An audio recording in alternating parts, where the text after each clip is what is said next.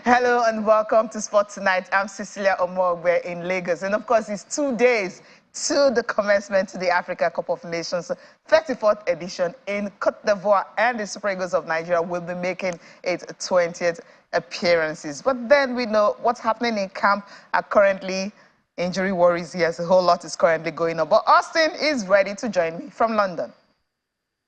Sport greetings to you, Cecilia, and everyone joining us on the show tonight. Action packs all those sports. Yes, we're pumped up for the 34th edition of the Africa Cup of Nations that will take place in Côte d'Ivoire. The Super Eagles of Nigeria have landed in Abidjan. They have the campaign, let's do it again. Cecilia, can they do it again? I think they can, yes, they can. They have what it takes, because when you look at the whole squad, I mean, yes, I know we don't have the two victors anymore. Yeah, without Victor, two victors leads to victorious, but we still have one victor. When you have a victor in your team, yeah, something usually happens. Yeah, okay, it does, because 2013 we had Victor Moses, right? Victor and Moses. You know what that symbolizes? Okay, but then I think we can actually do that. But let's see what's going to happen with the Super Eagles of Nigeria. Yes, after the injury to Victor Boniface, and I'm like, okay, let me kind of reduce what we'll do. Maybe a semi-final ticket. A semi-final will be okay, because that's what that's the target Nigerian Football Federation itself gave to the coach. So if that's what they're anticipating, but later after the Let's Do It campaign came up, everyone has started talking about maybe, just maybe, we can do it again this time around. But this is what the show looks like tonight. We'll be talking about, of course, taking a look at the Super Eagles group, the head-to-head they're having with Côte d'Ivoire, Guinea-Bissau, and, of course, Equatorial Guinea. And also, we'll touch down on what happened in Lagos on Tuesday night before they went to Côte d'Ivoire. They arrived Wednesday, 12:30 Nigerian time. And not just that, we'll also be listening to some of the players that are talking ahead of the Africa Cup of Nations and updates coming from the camp, especially what's currently going on with Umar Sadiq, one of the strikers who may just be having a depleted squad at the Nations Cup. That is why when I asked Colin Udo and this Austin Okonakma, why are we having 25 players? They said, yes, the coach wanted to manage it, but why not just have 27? And now we're seeing issues of injuries. Yenacho is still not in camp. I don't know what's going to happen, but we are trying to do it again. But you have 25 players, and now you start calling in players to replace another one. What if you have that bulk of 27? There wouldn't have been any need for you to start calling in players, right? But I don't know. I know, I'll leave you. But we'll talk about MPFL also and NWFL. Yes, that will get our attention. And Jadon Sancho, wow. 773 million pounds to United, right? And he's going back on loan to the club he came from. Maybe he was on sabbatical for a while, and then he's going back to the club. But there's no option to buy. We'll also talk about that story tonight, Austin. But Austin, of course, is a Thursday, and Bolu is in the studio. Yeah, Cecilia, you cracked me up, you know. I just can't stop laughing when you said you took Colin Udo and this Austin Okonakma. We don't work for Pizarro, and if Pizarro decides to cut 25 instead of 27, what do you want us to do? Bolu, help me. Tell us the advantages and disadvantages of picking that number, and now we're saying it. I mean, 2 out now, maybe I don't even know how this will work. But maybe by tomorrow we'll understand the whole update of that. But Bolu Omoni is in the studio right now. Bolu, well, good to have you. Let's start like this. Good to have you. Good to be here again. Happy New Year. I think this is the first time I've seen you and Austin. The last time I was here, Austin disappeared. You ran away. Now he's back. Good to see everyone again. I'm talking about the Super Eagles and Pesero. I'm not too optimistic, but like I would always say, I want them to disappoint me so we can celebrate as Nigerians. I say it every time. Even Nigerians that lament, I don't care about these people. It's a lie. They will follow the tournament. When Nigerians lose, they keep lamenting. Then when they win, we all celebrate. It means one thing, the game of football brings us together, especially the Super Eagles of Nigeria. And with 3 days to their next game, we can't wait. Let's at least serve those ones first. Let them know Super Eagles are ready. Do we have the players? Yes.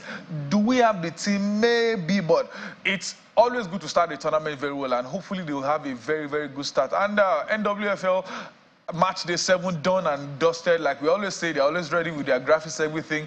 And we are seeing interesting results similar to what we always see among the men. Close ties, you lose one game, you drop, you win another, you move up. And the story of Jadon Sancho is always amazing. We saw it before we we saw it with Zlatan Ibrahimovic, we saw it with Paul Pogba. It's deja vu once, maybe deja vu this time around. But it's Man United where almost every wrong thing happens in football right now. But good to be again on this beautiful Thursday. All the wrong things happen at Manchester United. Biola Kazim will also be joining us on the program tonight. Biola, it's been a long, long time. Yeah, Cecilia, good to see you. You're looking really, really good. Hello, Bolu and Austin, my friends. Great to see all of you again. Good to see you, Biola Kazim. Great to have you. Happy New Year. Happy New Year. All right, of course. He's a Manchester United fan. Wow. Okay. That's why I laughed when I heard his name. Let's not go there. Let's talk AFCON, please. So let's talk about the Africa Cup of Nations, because it's 2 days to this tournament. We've been waiting for it. We've been preparing for it. After tomorrow, on Saturday, that's when it's starting. And, you know, Abidjan, that's a city that is actually gearing up for this Nations Cup. On the streets of Abidjan, you have vuvuzelas, teams' shirts being sold out. So many things happening in Abidjan. You know, the fans, the traders, you know, the vendors, they are all anticipating, you know, looking forward to this particular, because the last time Cote d'Ivoire hosted the Nations Cup was in 1984, right? At that time, we have how many teams? I think at that time, 1984, we just had like about 8 teams or thereabout. Yeah, 8 at 1984, but now you have 24 teams battling up. So that's why this city, they're waiting to, they started welcoming the superstars. They're just waiting for the kickoff, which is on Saturday. They already got the best team in the tournament already, the Super Eagles, when they're in grand style. And the Jollof battle has started already from social media to both teams, even staying in the same hotel. Yeah. The frenzy is already in Ivory Coast. You could see even the journalists are there, people are already writing different stories, sending different videos. It just shows, it feels like they are ready for the Africa Cup of Nations. But at the teams that are coming in ready, the Ivorian national team, are they ready? But I hope they are not ready. I wish Equatorial Guinea are not ready. I hope Guinea-Bissau are not even ready at all. Because I'm Nigerian, so that's a part of it. But the Africa Cup of Nations is here. One thing is certain, you will see colors. Africa is just about beautiful colors, and the Africa Cup of Nations represents just that. So we can't wait for it to get started. We can't wait for it to get started. I know Biola Kazim is also waiting to see how this will go. Cote d'Ivoire is hosting. The last time they hosted was in 1984. We've seen about, that's how many years now? I don't know. It's been 40. Yeah, almost 40 years. Almost 40 years now. This is, yeah, this year. It will be 40 years as last time they hosted. And we landed about $1.5 billion, you know, have been put into this to have a successful tournament. What do you think? I mean, they'll be hoping, Ivory Coast, that the team performs a lot better than they did the last time they hosted. Last time they hosted, they got knocked down in the first round. So they'll be hoping that, you know, they put in a better performance. But it's a beautiful country. They clearly wanted to host this, and they put some fantastic infrastructure in place. A couple of our guys who are there, you know, are reporting really nice things about the country and also the facilities they put in place. And hopefully we'll go on and have a really, really good tournament. What we've seen over the last few editions of the African Nations Cup, the African teams are beginning to put their best foot forward in terms of what they put together. If you remember the last AFCON in Cameroon, you might not really be blown away by the country, but the facilities, unbelievable. They put in some really, really wonderful facilities. And I'm sure that the Ivorians would, you know, want to at least match that or beat that. So I think that from an infrastructure point of view, from a tournament organization point of view, looks like we will have a great tournament. Hopefully the Super Eagles will go on and perform well. You say that for the sake of the tournament, maybe the Ivorians as well should stay in maybe to the quarterfinals or maybe semi-finals, because typically what happens in Africa is that the tournament is as exciting, is as rich, is as engaging as the home team, particularly if it's a strong footballing, you know, home team, as long as they stay in the competition. When they get knocked out early, what typically happens is that the fans are deflated, foot traffic to the stadiums will reduce. Don't forget that in Africa as well, the fans don't really travel, and then you start having scanty, you know, stands, and the tournament just sort of like peters out. So you will hope for the sake of the tournament, like I said, to maintain interest, to keep engagement going, to get foot traffic to the stadium, and just generally have an energetic, exciting African Nations Cup. The Ivorians will stay in the tournament, I mean, up until they meet Nigeria in the later rounds and get knocked out. I love that. Austin, I mean, you've seen pictures, coming from the street of Abidjan. Yeah. I like it. Biola, I must commend Nigerian football followers the way we just, stand by our team, despite everything that they do. Shout out to Côte d'Ivoire, fantastic picture. I'm right here in England, and the press, I've been struggling to hear bad press, and I haven't heard anything. Yeah. We're just waiting to see the football and hope that the football is also good. And as Biola Kazim mentioned, it's important that Côte d'Ivoire, continues at the competition, because I remember at the last edition, I covered it in Cameroon. When Cameroon got knocked out, it was like the competition was over. But the good thing is, they were able to still play the third place, and they went on to win it. So it kept a little bit of life, the competition, particularly in Yaoundé. Biola, let's talk about the Super Eagles of Nigeria. Since 2021, I've been trying to describe what they do to me. Biola, this is what they do. They take me up, and they bring me down. What do they do to you? Well, not too far from what they do to you, but, I think that in some sense, I don't want to say we're used to it, but it's painful. They are like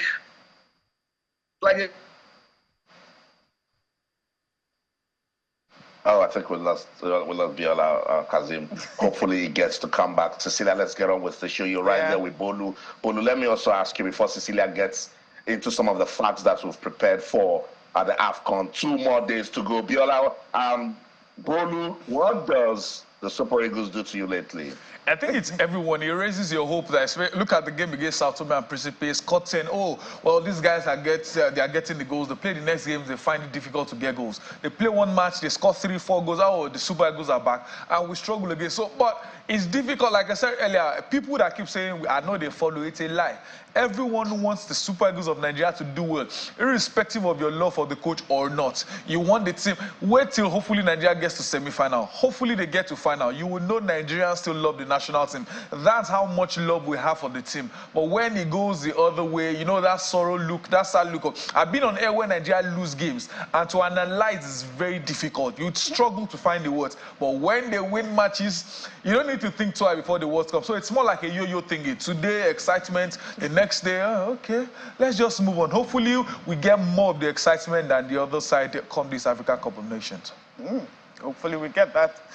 All right, let's take a look at the facts as Austin mentioned earlier. You've seen pictures of the training of the Super Eagles, and Umar Sadiq was not part of that training session. That's why there are fears that he may be missing the first game. But let's just take a look at, what we have right here. The Super Eagles of Nigeria, they're ranked 6th in Africa, and of course, world ranking is 42. Previous appearances before we had 19, so we're making a 20th appearances at the 34th edition of the Africa Cup of Nations, and the best placing happens to be 1980, 1994, and 2013. And of course, we'll talk about the 8th bronze, golden bronze, whatever you call it. But this is what the fact is like. But then let's listen to the coach, Joseph Pesero, what they had to say after the team arrived on Wednesday afternoon. Of course, they had a light training session in the evening before the major one that they had today.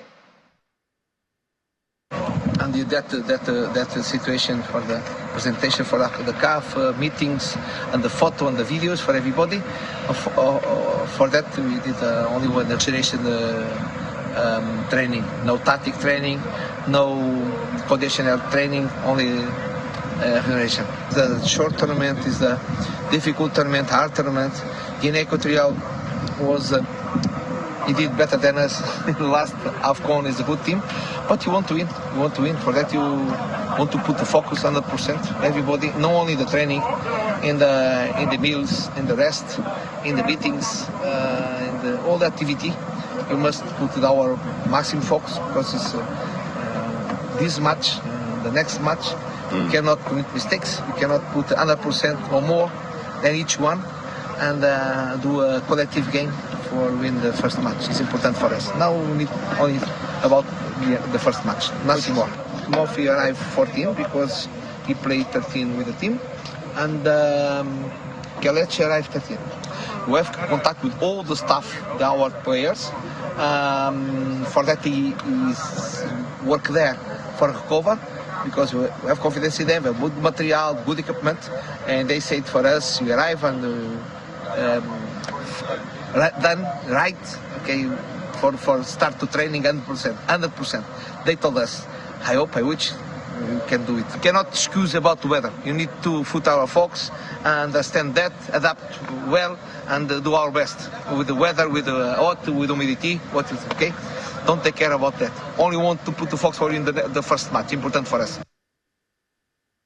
First match is important, not thinking about the weather, and of course, the player having that warm-up session immediately after arriving in Abidjan. I'll go to you, Biola. You're back with us, right? I mean, you just listened to the coach talking about some players haven't arrived. Cam Murphy, for instance, who is a replacement, he's not yet in camp for Boniface. Of course, Kelechi and Tristan being monitored. And are you worried about we having this, I mean, it's early, early days, but then he said his focus is actually on the game against Equatorial Guinea, which is the starting game on Sunday. Are you worried that we are having these injury problems and, you know, the late arrival players in camp, so to speak, I mean, concerning obviously, we've been really, really hard on by injuries. We've lost a couple of key players. Wilfred Didi, one of our most experienced players, is out. It's hard to see how we replace him in the middle of the park. For me, more importantly, is the loss, you know, of Boniface. The young Boniface, Victor Boniface. Why I say so is because, I mean, obviously he's a quality player, but in that team he's well represented, as far as I'm concerned, unknown quantity for us. He's played only a few games for the Super Eagles. He's not played at any major tournament. And so you look at all of the other players, are players who've been to an AFCON or two, and so opponents have a sense of who they are. It's not as though they don't know who Victor Boniface is, but at the end of the day, he's a newbie and he brings some level of unpredictability, so to speak. You also look at our team and you know that it's a bit top heavy and we don't create a lot from the middle of the park. And we do know that ball to feet, the young man is extremely skillful, uses both feet really well. He's got quick feet, he's got pace, he shoots really well, he's creative, he can dribble. And so, you know, in terms of our hopes for this competition, he was going to be one of our key players. Terry Murphy has been brought in as a different kind of player. And you look at all of the guys that we have going forward, our guys who have played many games for us and haven't really blown us away out there, apart from Victor, you know, Osimhen, who obviously is the banner carrier for the Super Eagles. But I would have loved the tournament where we had the full complement of our team, Wilfred Didi, Victor Boniface, and now we're hearing as well that Iheanacho might be struggling slightly, you know, with an injury. So yes, we've been a bit hard done by injuries, but no excuses. The tournament hasn't started. We've got, you know, all of our players there, and they still have to go, you know, and give the best that they can. Interesting. Bolu here, I mean... Yeah, you know... Okay. Austin, you coming in?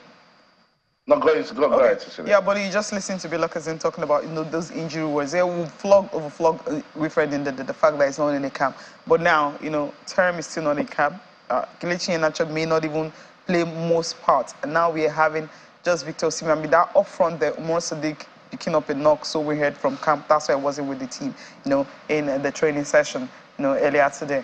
It's a huge worry because one of the reasons why CAF extended from 23 to 27 is have enough players. We're fortunate enough, or let me say lucky, that CAF accepted Terry Murphy. Normally, after the deadline on the 3rd of January, they shouldn't allow anybody. So imagine they didn't allow that. It means we'll be 2-man down, that including Kelechi, and now Sadiq Umar. That's why sometimes it's good to think out of the box. If you have the chance to take, some national teams will take 30 if they have the chance to take 30, but we have the chance. Coach said he could work with only 25. Now we are having injury worries. You, as a coach, naturally you have to start thinking of what do I do. Maybe his plan, which I think should be, is playing 2-man up front. Maybe talking about the 2 victors up front. Now the plan has to change. Yeah. Even if you are bringing in Terry Murphy later on, I don't think it's now you'll be thinking of it. Sadiq Umar and the Osimhen are probably not the best combination. Yes. Even if that was the option. Now with the reports of knock to Sadiq Umar, you have to start thinking again out of the box. Do I play Ademola Lookman up front with him, or do I play him as a wing? So too many things in the mind of the coach. Right now, everything they tried in the training, everything they tried for camp. Remember, Osimhen spent about 4 or 5 days with them, not even a full week. So everything they tried, I'm sure he has to start thinking now, oh, what should I bring in? What other option? And we know Kelechi Iheanacho brings a whole lot. He can play up front, he can play behind the striker, he can play the midfield and play on the sides. So an absence to Iheanacho is definitely going to be a big miss. But again, as the manager, this is why you have been hired. Think out of the box. Think of option A, B, C, and D, if possible to Z. Because Nigerians probably are not ready to listen to excuses. And I like what he said. said. Because the last time they lost, they spoke about the weather there. Now, weather is not going to be an issue for. So hopefully they get it right. And like they say, the first match in every major tournament is very important. If you win that first match, it brings your confidence. At least after the first game, Murphy will join. After the first game, hopefully Sadiq Umar will be fit enough. So let's see what happens from there. But I agree with the coach. That first match against Equatorial Guinea is very, very important. At least beat them like 3-4. Let the fear factor come back that, oh, okay, these guys are not here to joke. Yeah.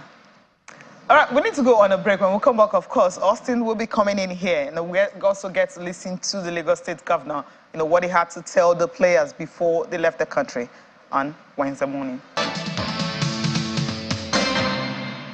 Welcome back. Austin, there's this confidence with the players that they feel they can actually do this again, right? You heard most of them talking.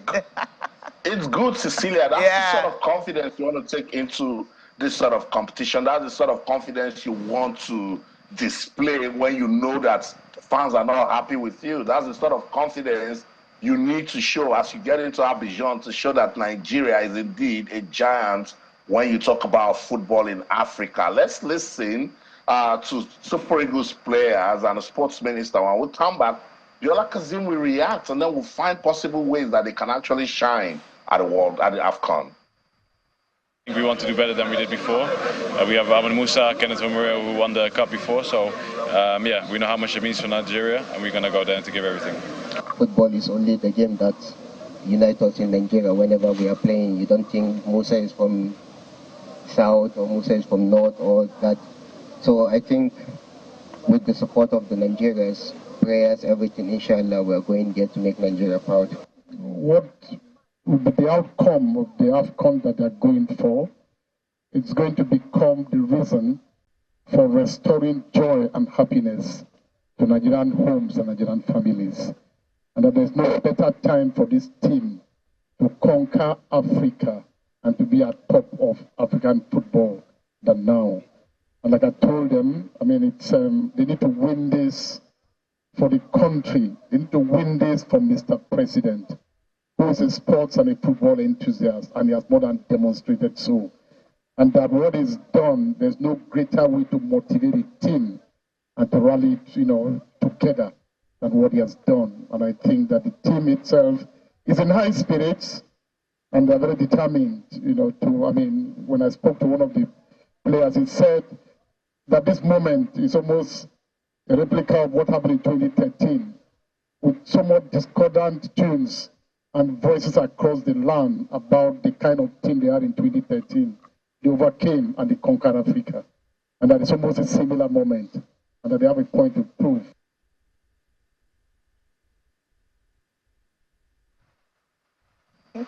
Having a point to prove. Bill, I mean, you listen to these players, that confidence that is actually with them and everything. I mean, and the minister talking about, sport, we know, unifying factor to bring glory to the country. Is this something these players can do? Because just have only 2 left in the squad that won it in 2013.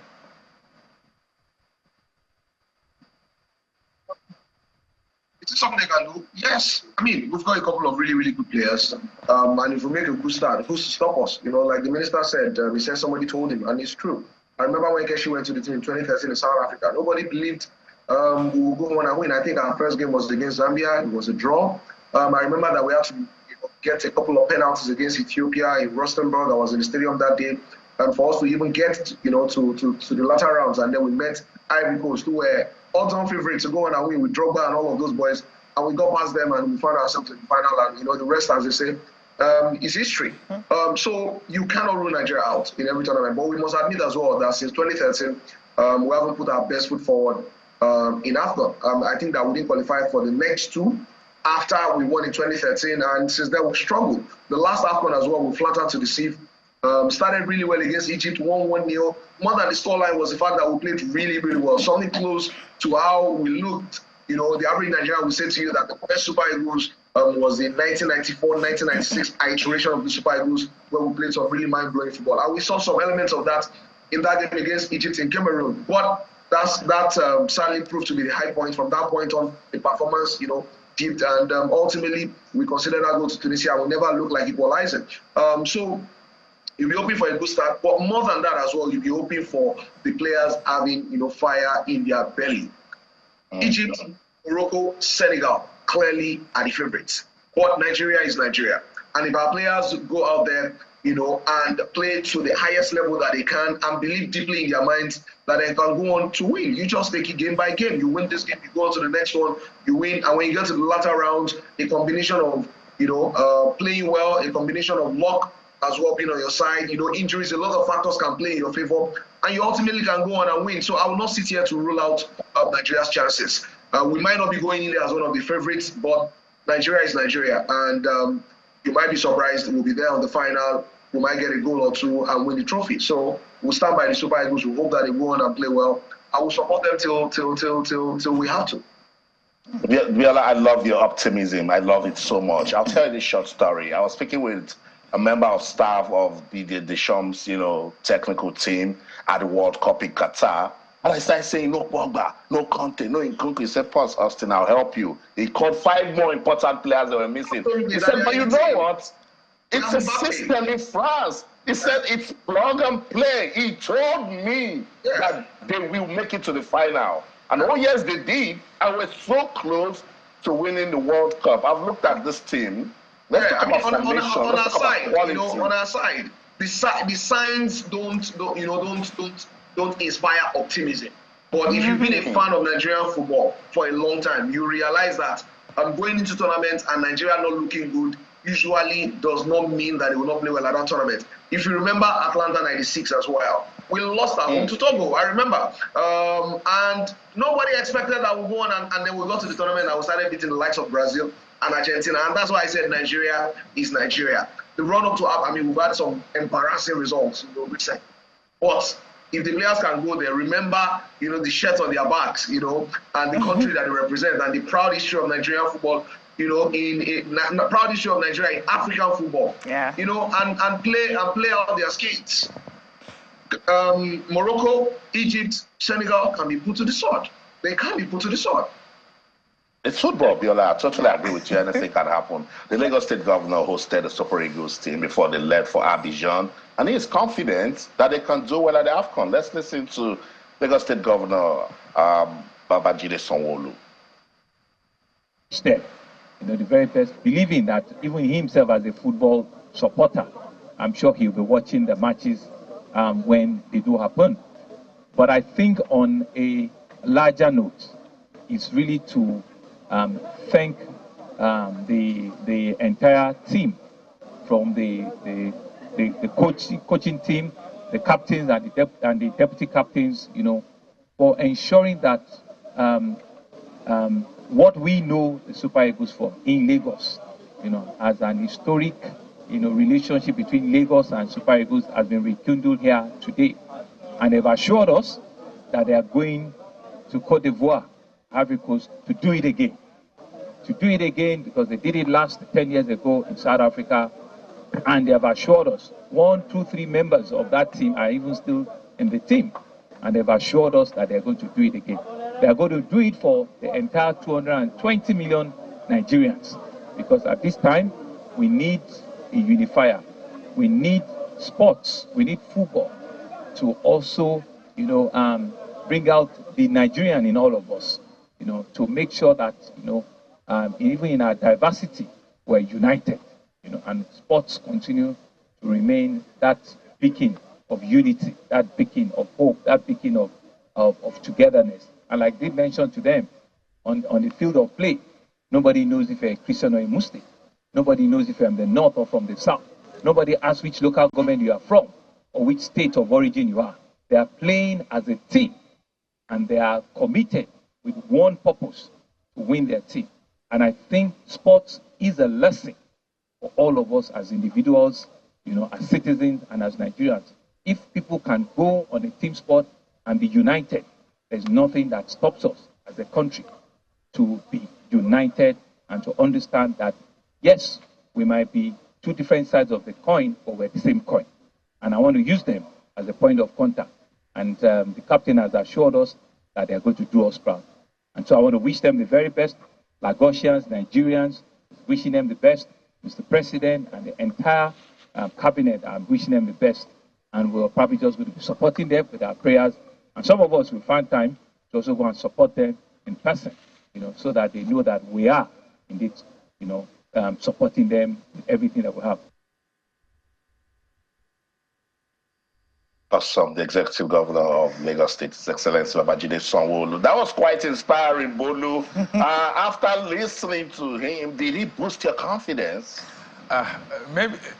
No, the thing for me is there are some words that are important that are key in what he said. He said one thing that Musa told them they will give their best. The truth is, we've seen tournaments where a team will lose, but your performance, everyone will still applaud you that, oh, well done, good job, you gave your heart, you gave everything. So performance is important. The results are also very key. So it's not just, not the things they were saying, Nigerians don't care about results. Nah. We want to give our best. Hopefully they get to win. And that's one of the things he rightly said, that they've assured us they will go there, give their best, give their all. Not just, oh, play a game. No.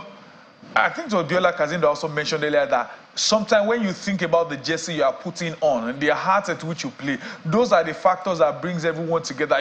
When you lose a game, you hear you lose with pride. You can lose and everyone will applaud you. You can win some games and play, well, we shall won. That's what we want to see. Give your best, give your all, get into the tournament. Like I said earlier, the first game against Equatorial Guinea is key. When you serve them like 3 goals, let everyone know, oh, okay, maybe these Super Eagles are here. We've seen tournaments we prepare well and the results don't turn out positive for us. And we've seen tournaments where, like they say in local parlance, Jambody is how we qualified.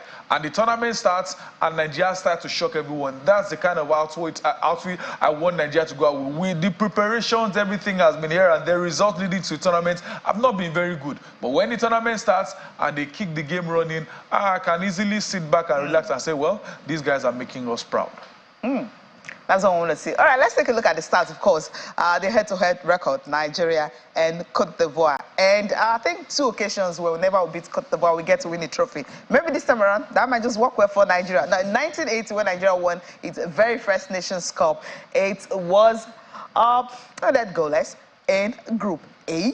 And in 1990, it ended 1-1, and Nigeria and Cote d'Ivoire were also in Group A. Let's flip over to 1994. That was the semi-final shootout. It ended the penalty shootout. It ended 2-2, but Nigeria won that. And in 2006, Cote d'Ivoire won, Nigeria 0, and that was in the semi-final. Now let's move over to 2008. As was Cote d'Ivoire won, Nigeria 0, Group B. And in 2013, of course, this is the one I always remember, Didier Drogba, Kolo Toure, Yaya Toure. There were so many superstars. But what happened? Nigeria went on to win after beating Cote d'Ivoire in the quarterfinals. This was when they said we should pack our bags and start coming home. But somehow, the guys stayed back to bring the trophy home. And that game ended 2-1 in favor, of course, Nigeria. That was 2013.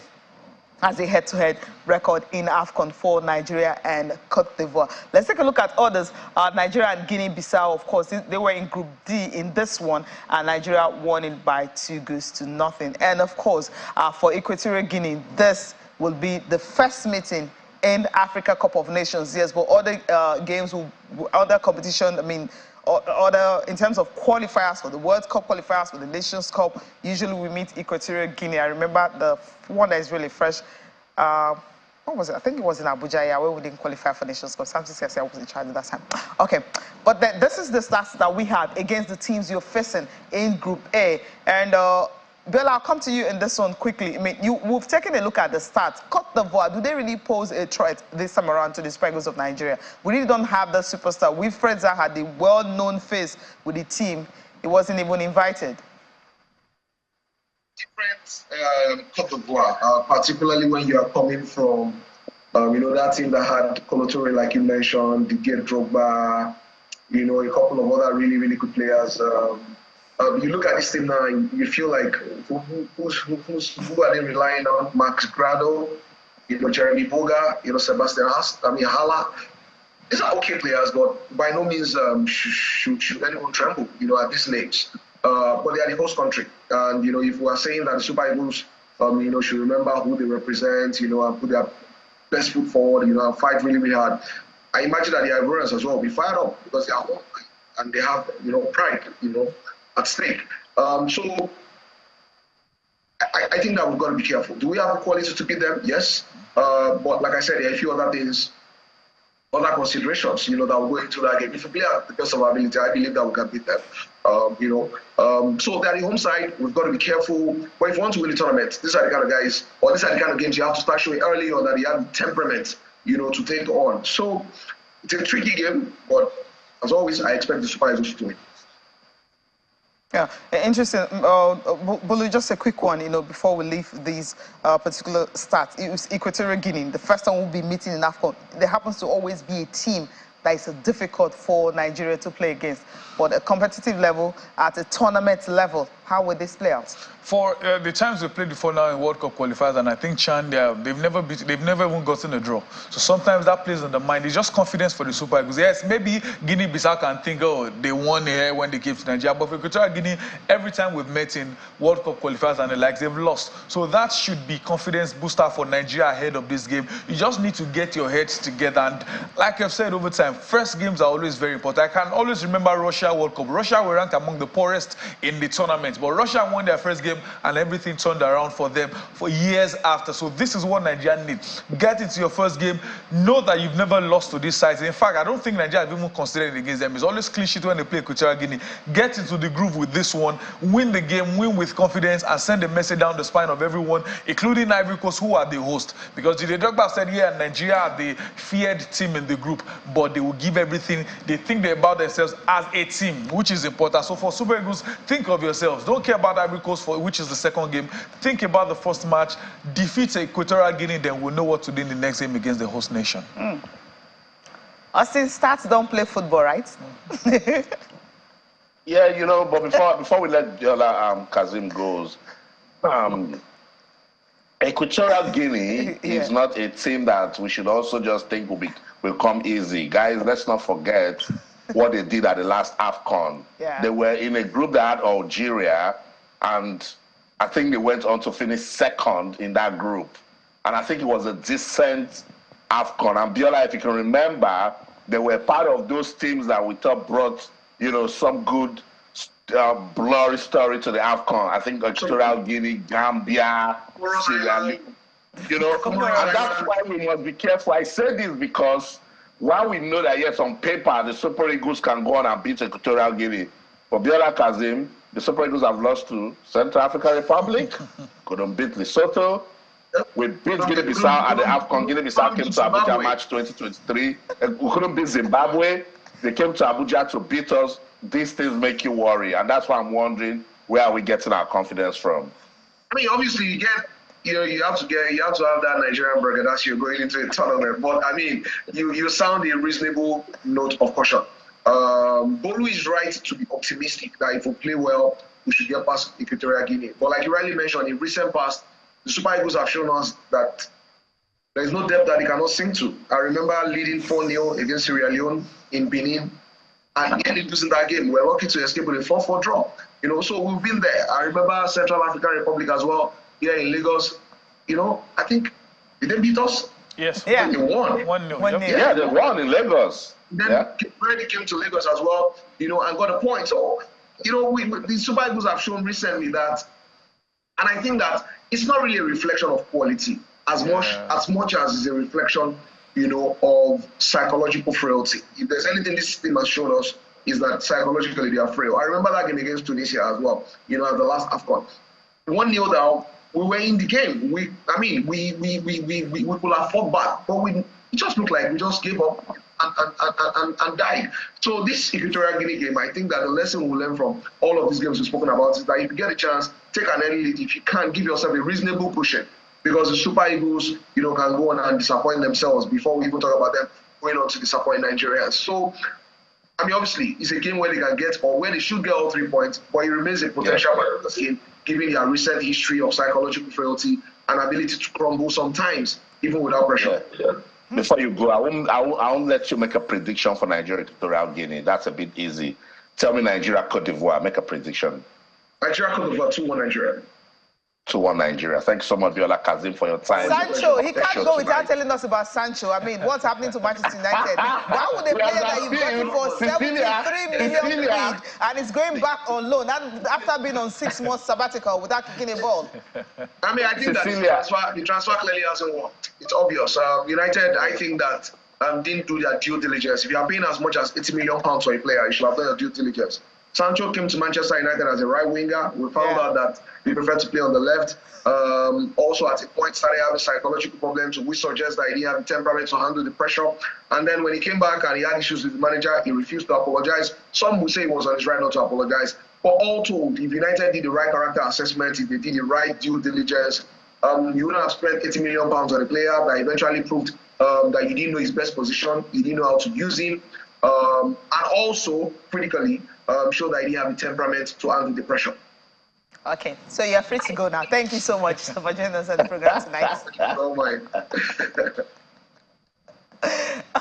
All right, let's quickly go to NWFL. Oh, you want to comment on the Sancho before we move to NWFL? The name boys call Sancho on the street is Camcho, so I think that says a lot. Well, what does Camcho mean? I don't know. It means he's calm, he's a figure and everything all around. He had, I think, 2 good seasons. But it's more on United, like Biola Kazim said. Any player that has 1 good season, look at Anthony, for example, had 1 great year for Ajax and boom, about 100 million. So I agree 100% with Biola Kazim. It's more on United not doing their assessment, doing their assignment well. And we can see, if you start counting the players United have spent excess on, we'll probably not end this show talking about even Paul Pogba, lots and lots of them. But it's Manchester United. They will still do more. If they don't do it this winter transfer window, believe me, they will do it come summer transfer. So we are patiently waiting for the next man they will do just that for. All right, Austin, quickly on Sancho before we talk about NWFL briefly. Well, I think, it's just that player. It's just that player who will test your ability as a manager. I remember when Eric Ten Hag told us that he was employed to come change the culture at Manchester United. I was really hoping that they keep Sancho. I think he's a good prospect. I think he's a very decent footballer. But you see, these things happen with football. Maybe he's not destined to play at Manchester United. I think if I'm his agent and people around him, I'll tell him, now that you're back to Borussia Dortmund, did you see how happy they were to receive him? Did you see the players were all hugging and it felt like he was back home. So after this, clubs in England who want him, they can actually look at him and see how they can snap him. But I don't see him returning to Manchester United. That relationship has gone bad. And anybody that tries to repair it, it will only just go worse. So after the 6-month loan deal, you're expecting him to go to another club. All right, quickly on NWFL, you were mentioning, some of the results, interesting results. Edo Queens losing, at Bayelsa Queens, 3-0. Chiere Wamalu scoring a hat-trick in that one. That's the result of the midweek. That has to be amazing. Not the loss, the manner of the loss. 3-0, it's just weird. It just speaks about football. Sometimes where you expect the result to twist and turn, that's the way it comes. Edo Queens can lose, but losing 3-0 to anybody, I think that's a shock for the final round. Yes, they are going for their half of the season, but you don't expect Edo Queens losing 3-0. And I think one of that weird thing for me has to be confluence. When they win, 1-0. When they lose, 1-0. You don't score them too much, they are not scoring. That's why I think they scored just 4 goals in the WFA this season and considered just 2. In 7 games, amazing things happen in football. Yeah, amazing things do happen. 21 goals were scored in all, and Rivers Rangers came to Lagos to beat FC Robo by 2-1. And that's why Rivers Rangers 4 wins this season. They are back on top of that Group B that have all the stars. all the top teams in Group B. Then you have Bayelsa 2nd and Edo Queens dropping to 3rd. FC Robo dropping to 4th place.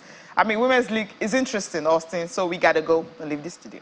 It is competitive, and when you look at that much talked about Group B, you will now struggle to even see the defending champions, Delta. That's what tells you that, women's football in Nigeria is growing, and we must keep giving it the sort of attention, that will take it to that level where we want it to be. That's the show. In London, I'm Austin Okonakpan. In everything you do, remember, keep talking sports. Bye for now. Bolu, it was nice doing this with you again. And the first one for the year. Yeah, definitely good to be again. I'm sure we'll get to talk about the AFCON when it gets deeper again. Yeah, obviously. Well, thank you so much for being a part of the program. I'm Cecilia Omogbe. Have a good night's rest.